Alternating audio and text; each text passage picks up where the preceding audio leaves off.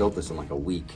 And just like turning it on and hearing it work, I played Pantera immediately through it, and I was like, holy crap, this thing works. And I'm not saying this because I built it, but I think this is the best sounding amp I have. I didn't design it, I just put it together, but it really creates, like, what the wonderful thing about tubes is, like, it creates a lot of black space between the instruments, and it'll create this like holographic vocal that's like kind of like floating in my room, and almost like I can see it. The only problem with this being in Florida, the only time I can really enjoy this is in the wintertime when it's Florida cold outside, like 50, because this just heats up my whole bedroom. Yep. It gets so hot. And if I have my friends' kids come over, I'm like, don't touch that, it'll kill you. It's like super sketchy. So when I was like 7 years old, my dad goes down in the basement for 3 hours a day and blast music. I would always get his hand-me-downs, and he bought one of these in Germany. He was in the military.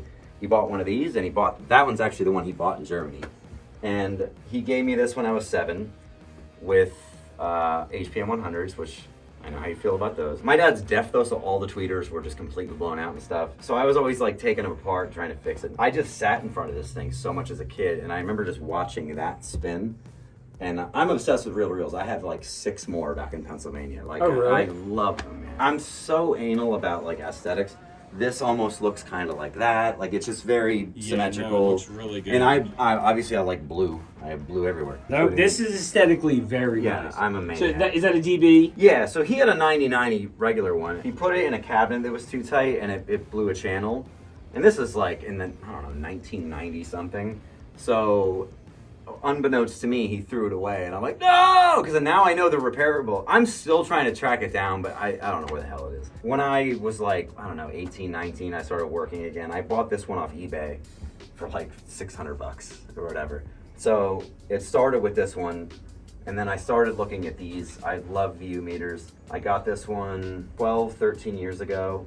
And I think I paid $600 for it, which is insane. And it was just some like rich dude, and he's like, oh, it's got a scratch on it, I can't deal with that. I'm like, I don't give a shit. It works. So, and I was like into the whole Power Wars thing at the time. I'm like, oh, 160 watts, I need that.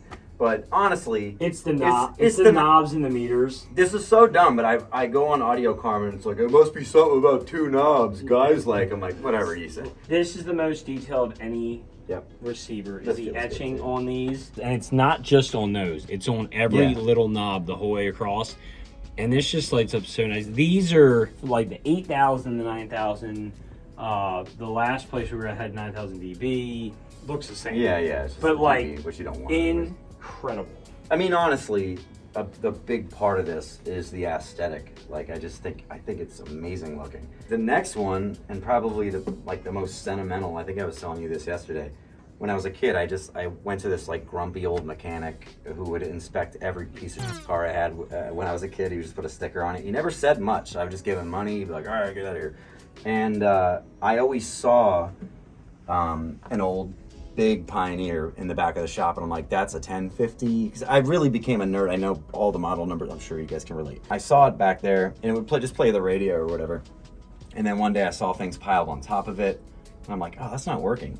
So I just started talking to him. Like I said, he's kind of a grumpy guy, and I'm like, hey, what's up with that? And I think he just like wasn't used to people talking to him a lot. And then me and him stood there for about 3.5 hours and talked about audio and cars and music. I'm seriously getting emotional just thinking about this. But at the end of it, he's like, you know what? I just want you to have this. And he let me take it home. It wasn't working, but I spent years. My girlfriend at the time was like, what are you doing in the basement with that old thing? And I was like, because I knew a little bit about audio repair, and I'm like, I'm going to get this working. And I found some guys on Audio Karma, and they eventually helped me get it going. And years had gone by, and this mechanic's shop wasn't there anymore. And I was like, I have to find this guy. He had health problems. I was like, he might not be alive anymore. So I like scoured the earth, Facebook basically, and to find him. And I'm like, hey man, thank you so much for this. It means the world to me. I got it going. And I think he was like really stoked to see it. And then I actually went on a trip to Vietnam. I was like backpacking and stuff.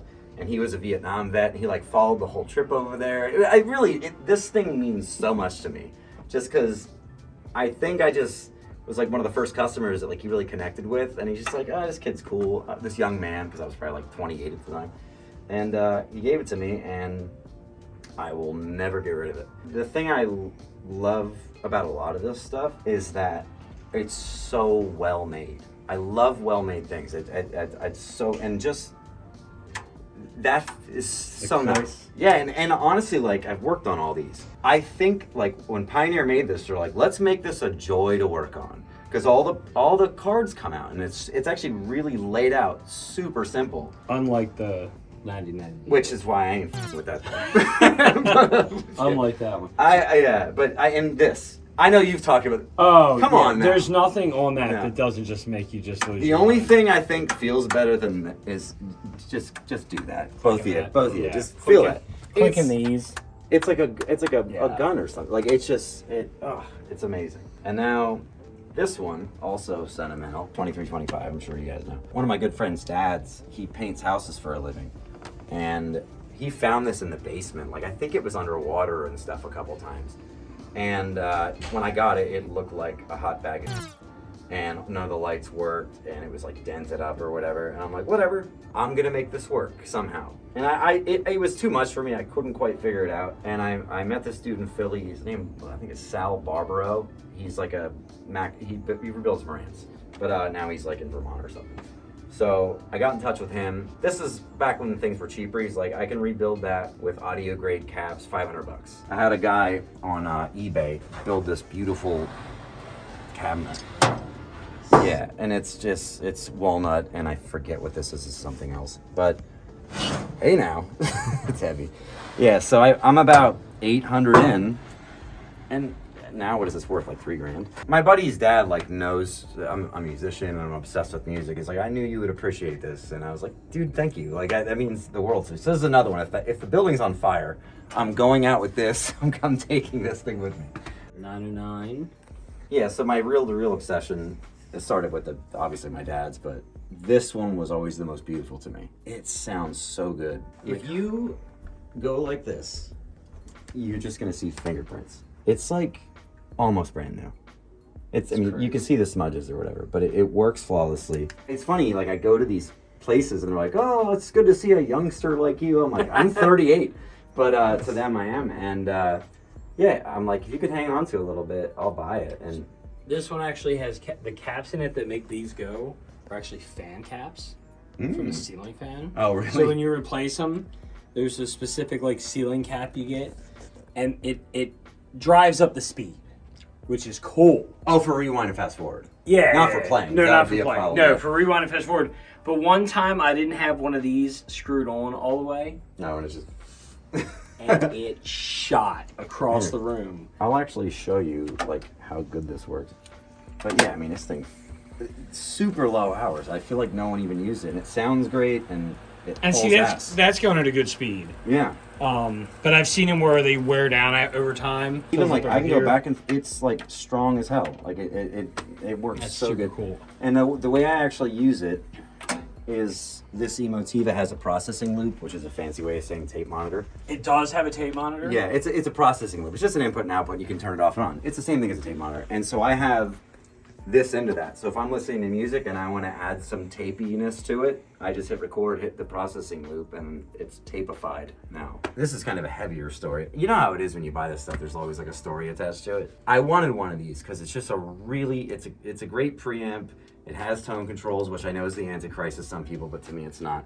It has balanced, it has the processing loop, it has a phono stage that's pretty decent, and it was everything I wanted and needed. And I went to buy it, and he had the big old Emotiva XSP-1, some crazy 500 by 2 monster. So I was originally looking for one of those, what is it, the Onkyo Integra with the green meters. He had this there, and he's like, well, if you want VU meters, I have this. And it was kind of beat up, like all the lights look like crap. It did not look like this. Is that an MC7270? 7270, yeah. So 270 by 2, which is more than enough. So anyways, I'm talking to him about this. He's got a huge collection. He's just a guy by himself. I'm like, no wife or anything? He's like, yeah, man. My wife just passed away from cancer. And I was just like, oh. And I felt really bad for him, so I just hung out with him for like a couple hours and just talked about all that. He told me like what it was like to go through it. After, I don't know, 6 months, I had $1,500. I went and grabbed it from him. Such a nice dude too. He had like Vandersteen speakers there. He's like, yeah, if you want to take them home and borrow them for a couple months, you can. I'm like, I don't like moving big speakers like this because I don't want to F them up.